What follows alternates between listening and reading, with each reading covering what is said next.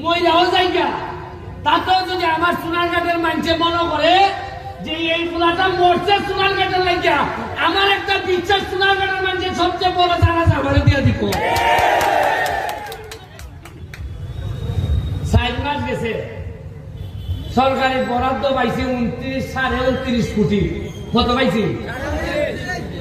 আগে জীবনে 29, আগে থেকে ভাসতে হতো না। টেকা আইলো গেল, আইলো কোন গেল কোন। এই জায়গার মধ্যে মিটিং হয়েছে অন্তত 50টা, হয়েছে না?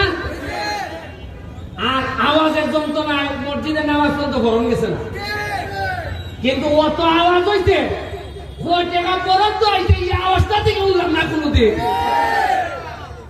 কি কপাল আমার দেহ!